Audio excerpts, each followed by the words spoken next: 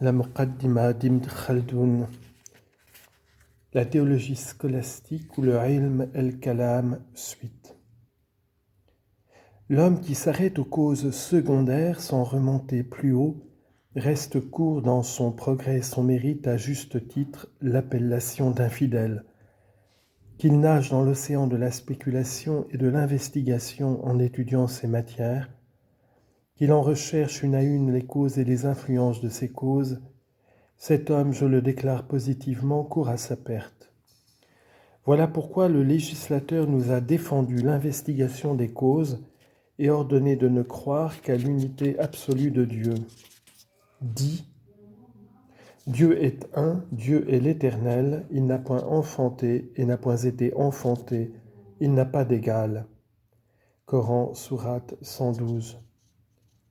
Ne te fie pas à ce que ta faculté réflexive te dira, qu'elle prétende avoir le pouvoir d'embrasser la nature de tous les êtres créés et leurs causes, qu'elle se déclare capable de comprendre ce qui existe jusque dans les moindres détails. Réponds-lui, ce que tu dis à ce sujet n'est que sottise. Celui qui est doué de la faculté de percevoir croit du premier abord qu'au moyen des sens qui recueillent les perceptions, il a embrassé par son esprit tout ce qui existe sans en laisser échapper la moindre partie. C'est là une opinion bien éloignée de la vérité, car c'est positivement le contraire qui a lieu. Voyez l'homme qui est sourd, pour lui tout ce qui existe se borne à ce qu'il aperçoit par les 4 sens qui lui restent et par l'entendement. Pour lui toute la catégorie d'idées qui se recueillent par l'audition est comme chose non avenue. Il en est de même de l'aveugle-né. Pour lui la classe des perceptions recueillies par la vue n'existe pas, et si la foi qu'il ajoute aux paroles de ses parents, de ses précepteurs et de tous ses contemporains ne le ramenait pas à une opinion plus juste, il ne conviendrait jamais de l'existence de choses dont on ne s'aperçoit que par la vue. Si de tels individus admettent l'existence de ce qu'ils n'aperçoivent pas, ils n'y ont pas été conduits par leur organisation ni par la nature de leurs facultés perceptives, mais par la voie publique. Si un animal d'un ordre inférieur possédait la parole, et si on l'entretenait de cette classe de notions qui sont purement intellectuelles, il répondrait qu'il n'y en a pas, car pour lui elles n'ont aucune existence. Ceci étant bien reconnu, je hasarderai ici mon opinion. Il y a un genre de perception différent de celle que nous recueillons par les sens. Nos perceptions ayant eu un commencement sont créées. La nature de Dieu est supérieure à celle de l'homme et ne se brise. L'étendue de la catégorie des choses existantes est trop vaste pour que l'homme soit capable de l'embrasser en entier. Dieu est au-delà de la portée de l'esprit humain et lui seul embrasse tout par sa compréhension. Donc, quand il s'agit de comprendre tout ce qui existe, il faut se méfier de ses facultés perceptives et des notions qu'elles recueillent. Il faut obéir au législateur inspiré qui, ayant plus de sollicitude pour le bonheur des hommes qu'ils n'en ont eux-mêmes, et sachant mieux qu'eux ce qui leur serait vraiment utile, leur a prescrit ce qu'ils auraient à croire et à faire. Cela devait être ainsi, car le prophète appartenant à une classe d'êtres dont la perceptivité dépassait celle des autres hommes et qui agissait dans une sphère dont l'étendue ne se laisse pas embrasser par la raison. Ce n'est pas toutefois un motif pour déprécier notre intelligence et nos facultés perceptives. L'intelligence est une balance parfaitement juste. Elle nous fournit des résultats certains, sans nous tromper. Mais on ne doit pas employer cette balance pour peser les choses qui se rattachent à l'unité de Dieu, à la vie future, à la nature du prophétisme, au véritable caractère des attributs divins et à tout ce qui est au-delà de sa portée. Vouloir le faire, ce serait une absurdité. Que dire d'un homme qui, voyant une de ces balances qu'on emploie pour peser de l'or, voudrait s'en servir pour peser des montagnes? Cela ne prouverait pas que la balance donne de faux résultats. La vérité est que la raison est limitée par certaines bornes et qu'elle ne doit pas essayer de les dépasser dans l'espoir de comprendre la nature de Dieu et de ses attributs. Elle n'est qu'un atome parmi eux qui compose les choses qui existent et qui proviennent de Dieu. Ces considérations feront comprendre l'erreur de ceux qui, dans ces matières abstruses, se fient à leur raison plutôt qu'à ce qu'ils ont entendu. Elles feront aussi reconnaître la faiblesse de l'intelligence humaine et la vanité de ses jugements. Quand on a bien compris ces vérités, on doit convenir que les causes, lorsqu'elles remontent au-delà de notre compréhension, et de notre sphère d'existence ne sont plus de cette catégorie qui se laisse apercevoir par la simple raison. On admettra aussi que si la raison tâchait de les saisir, elle irait à l'abandon dans le champ des conjectures. La confession de l'unité de Dieu est donc l'aveu implicite de notre impuissance de saisir les causes des choses et le mode de leur opération. Elle indique que nous en laissons la compréhension à celui qui les a créées et dont l'intelligence les embrasse toutes. Comme il n'y a point d'autre agent que Dieu, toutes les causes remontent jusqu'à lui et dépendent de sa puissance. Ce que nous savons au sujet des causes, nous le devons au fait que nous sommes sortis de lui.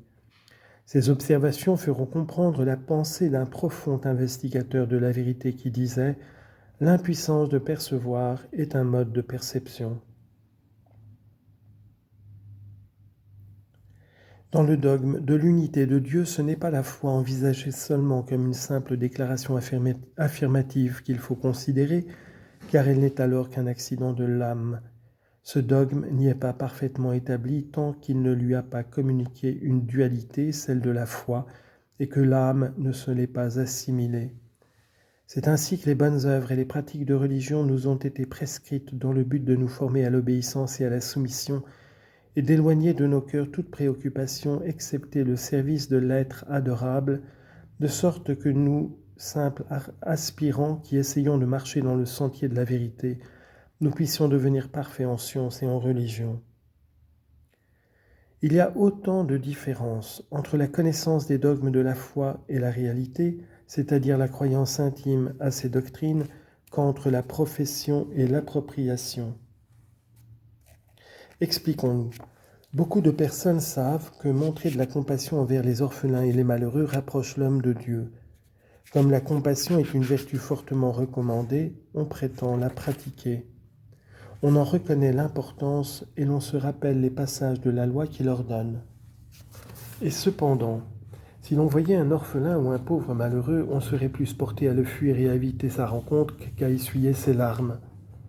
On ne ressent alors ni la compassion ni les sentiments encore plus élevés de la miséricorde, de la piété et de la charité. Un tel homme, avec une telle manière d'entendre la compassion envers les orphelins, ne parvient qu'à la station de la connaissance seulement. Il n'a pas atteint la station de la réalité ni celle de l'appropriation. Parmi les hommes, il s'en trouve qui, après avoir occupé la station de la connaissance et reconnu que la compassion pour les malheureux rapproche de la faveur de Dieu, parviennent à une station plus élevée, celle de l'appropriation. Ils se sont appropriés la charité de sorte qu'elle est devenue pour eux une faculté acquise. Quand cela voit un orphelin ou un malheureux, ils se hâtent d'essuyer ses larmes et de mériter la récompense de la compassion qu'ils ont montrée. On essaierait vainement de les en empêcher. Ils ne se laisseraient pas arrêter avant de lui avoir donné une portion de ce qui se trouve sous leurs mains. Il en est de même de la connaissance de la doctrine de l'unité et de l'appropriation de cette doctrine comme qualité de l'âme. L'appropriation en donne nécessairement la connaissance et celle-ci est bien plus solide que la connaissance acquise avant l'appropriation. Pour arriver à l'appropriation, la simple connaissance ne sert de rien. Il faut qu'auparavant des actes aient lieu et qu'ils se répètent assez fréquemment pour que l'habitude de les pratiquer devienne pour l'âme une faculté acquise et bien établie. Alors c'est effectuée l'appropriation et l'action de cette faculté est assurée. Alors l'âme obtient la connaissance du second degré, celle qui est la plus élevée et qui est la seule qui soit réellement utile à l'homme en lui assurant le bonheur dans l'autre vie. La connaissance du premier degré, celle qui s'acquiert avant l'appropriation, a peu d'utilité et ne sert presque à rien. C'est cependant celle qui se trouve chez la plupart des théoriciens qui s'occupent de ces matières.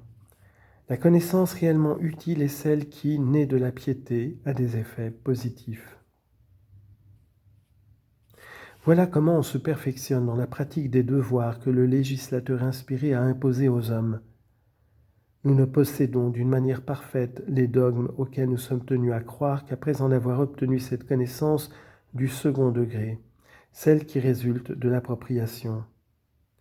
Et quant aux actes de piété qui nous sont prescrits, nous ne pouvons les accomplir parfaitement jusqu'à ce que l'âme s'y soit formée et se trouve en mesure de les bien exécuter. C'est en s'appliquant aux actes de dévotion et en les pratiquant avec constance qu'on parvient à recueillir le fruit précieux pour lequel on travaille. Le prophète a dit en parlant de ce qui est la partie fondamentale de la dévotion, « Ma plus grande jouissance est dans la prière ». En effet, l'habitude de prier était devenue pour son âme une qualité et un état réel, au moyen desquels il parvenait à goûter un plaisir extrême et une vive jouissance. Quelle différence entre une prière de cette nature et les prières que font les autres hommes?